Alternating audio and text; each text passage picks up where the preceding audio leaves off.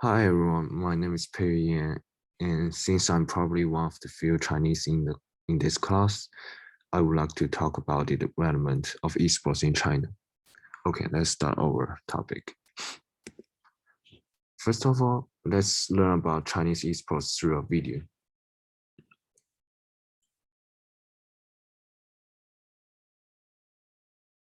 Professional video gaming. China, with its education-driven culture, might seem like the last place where professional gaming could blow up, but it absolutely has, and the big money is already starting to flow in. Case in point, just a couple months ago, Google led a $120 million round in Chusho, an esports live streaming service. Around the same time, Asus poured $16 million into a new esports venture of its own. Alibaba, too, is committed to investing over $150 million in Chinese esports. What are they seeing? A multifaceted market with the potential for a variety of revenue streams, growing and changing so quickly that it's difficult to even measure its value. Estimates of the value of China's current esports market range from just a few $100 million to well over $1 billion, but it really depends on how you count it. There's the money that's generated from selling tournament tickets and sponsorships, of course. And then there's ad revenue from event streams. There are team sponsorships and the cash from things like jersey sales. And then there are in-game sales of esports related items like team branded skins and in-game event tickets. But it goes way deeper than that. Many Chinese pro gamers also stream practice games in their free time, making money through everything from ad impressions to digital gifting to branded snack sales. Yes, fans will even buy cookies and crackers from their favorite players. And then there's the revenue generated by internet cafes, which have experienced a bit of a resurgence as gamers seek a collective experience for their esports fix. All of these tournaments and streams also work as advertising for the games themselves, helping drive massive profits as recreational gamers log in and spend money in the same games they watch competitively. League of Legends, for example, is a Tencent-owned game that generated over $2 billion in revenue in 2017, much of it from China, where the game is immensely popular. China's enthusiasm for the game is continually stoked by the highly popular professional League of Legends scene. At its peak, more than 100 million people were watching last year's World Championships Chinese feed simultaneously. The value of that kind of exposure is tough to calculate. But it's not just PC games like LOL. China is also on the bleeding edge of the emerging competitive mobile gaming scene. Honor of Kings, a League of Legends inspired mobile game from Tencent, has tens of millions of daily players in China. It has an emerging professional scene in the increasingly popular King Pro League, and its top players are already attracting hundreds of thousands of viewers whenever they stream. Indeed, it's mobile esports where companies seem to be expecting the biggest growth. Google's recent investment, for example, was into a platform that specializes in mobile esports streaming. So how can you break into China's growing mobile esports scene? As a game developer, it's tough because esports games need to attract large player bases quickly to remain viable. Tencent in particular is powerfully entrenched and has hundreds of millions of existing players to call upon, so it's tough to beat them at their own game. Outside investors like Google and Alibaba have thus far shown more interest in investing in platforms and infrastructure like streaming websites, rather than trying to take on Tencent directly with a competing title. And there's still plenty of room for growth. Both PC and mobile esports in China are projected to keep growing through at least 2022. And with hundreds of millions of potential Chinese gamers and esports fans not even online yet, there's still plenty of time to get in on China's esports dream.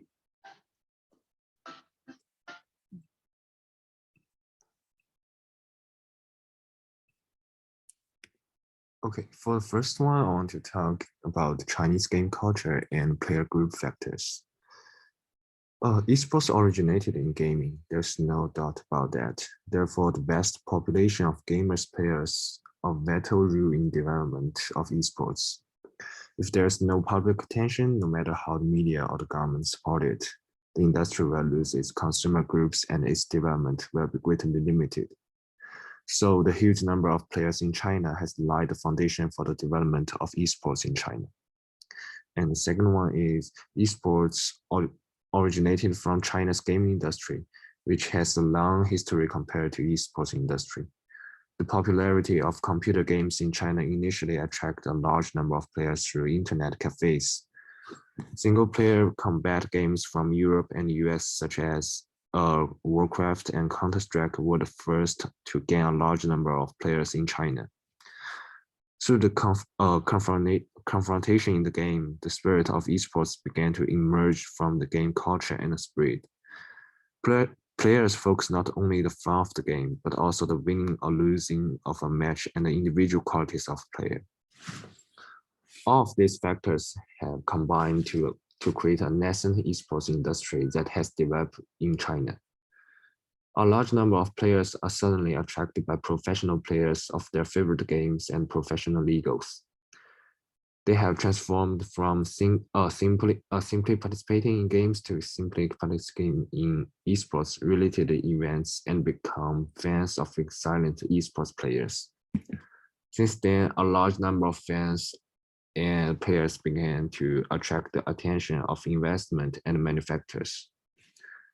The players of esports events are also an important factor in driving the surrounding industries. As they are the main consumers of esports, the profit module of esports lies in the broadcast of matches, tickets, esports peripherals, and so on. The major sponsors of esports are mainly computer hardware of peripherals manufacturers. The huge player market not only makes professional esports manufacturers such as Razer Zero Fight, but also attracts the attention of many established manufacturers such as Dell, HP, and Intel. Their massive sponsorships in the esports industry are actually drive the entire industry. An industry with a lot of investment sponsors is going to be a vibrant industry.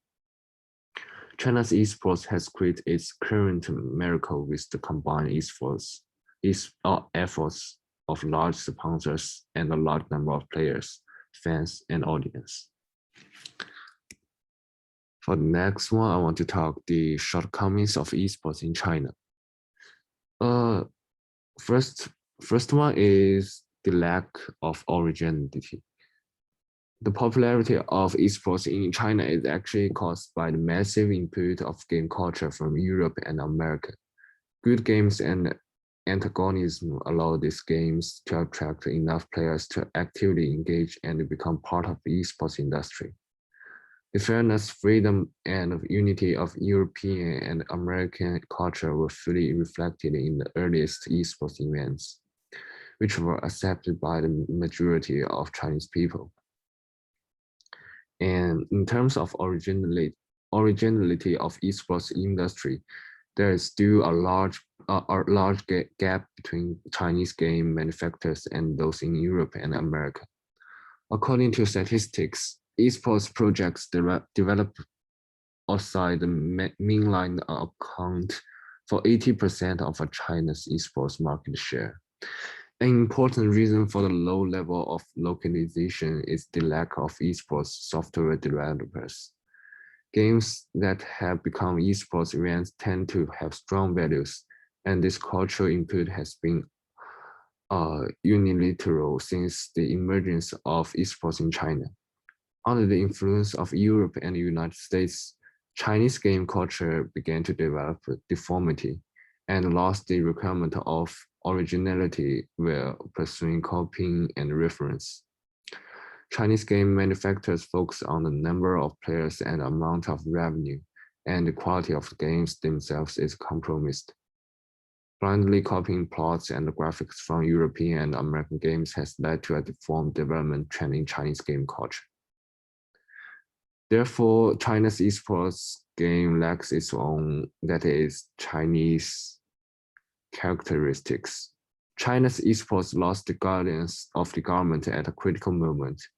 However, due to the public demands for esports, the esports industry itself began to rely on copying the development process of esports in Europe, the United States, and South Korea. Although this has enabled esports to develop faster, it has lost its Chinese and special characteristics. Leaving China at a disadvantage compared to Europe and South Korea in terms of soft power in esports. And third one, I think, is the low social recognition. At the same time, the low degree of social recognition is also an important obstacle to the spread of Chinese esports culture. In China, the pressure of public opinion can overwhelm the government departments, let alone esports, a small and emerging industry. Due to the blurring of the boundary between esports and online games, the society began to blindly regard esports as the abnormal product of addiction to the internet and gave a large number of public opinion strikes, hoping to curb esports and the bullying. And the positive trend of esports in China. At this year's China International Digital Interactive Entertainment Expo, it's also called China Joy. Esports once again become one of the hot topics discussed in the industry. During the epidemic, the esports industry as a whole was greatly affected by the epidemic, but the impact was not significant in terms of revenue. Xiaohong, CEO of Perfect World, believes that rather than destroying the fledgling industry, the epidemic has given it bigger imagination and allowed it to grow rapidly. Data from the Game Working Committee of China Voice Digital Association shows that in the first half of 2020, the actual sales revenue of China's esports game market was 71 billion yuan, with a year-on-year growth of 55%. The esports industry has been developing rapidly. And China's esports scene has been thrilled by a string of good news at the 2020 Global Esports Conference. Riot Games, a gaming company owned by Tencent, has announced that the League of Legends 2020 Global Finals will be held in Shanghai. Also, the Season 11 Global Finals will be coming to China again.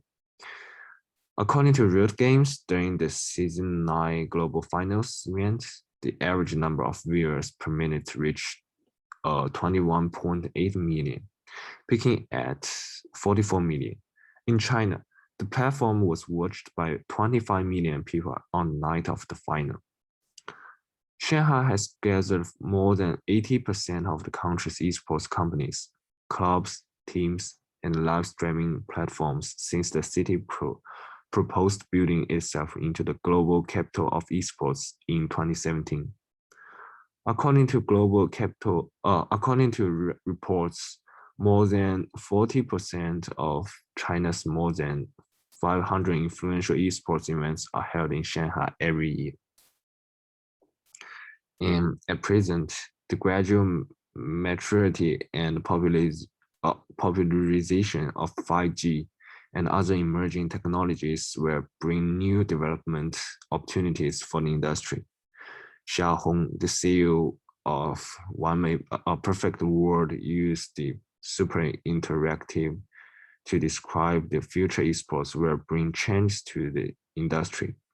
He believes that with the combination of 5G cloud computing and more mature virtual reality technology, through wearable devices, the audience can directly participate in the competition and even instantly interact with the player's competition environment, which will completely subvert the traditional sports competition to the public experience. And for the summarize, and it's also my opinion for the development of China. And first, I think esports is still on the rise in China, and the emergence of new programs and the government's intervention have revived hopes for higher level of growth. In now, the world of good electronic competitive environment, development of Chinese esports should go into the world. The independent development path between the world esports and gaming culture at the same time, guaranteeing the uniqueness of China's esports indigenous culture. From the players, fans, and electronic competitive players, esports on during this, the unique Chinese esports culture will be promoted to the world through large-scale sponsorship and brand events. The future development trend of esports in China will be under the general guidance of the government. led by manufacturers and sponsors, and the participation of players and fans to promote a better future. And this is all my presentation. Thank you.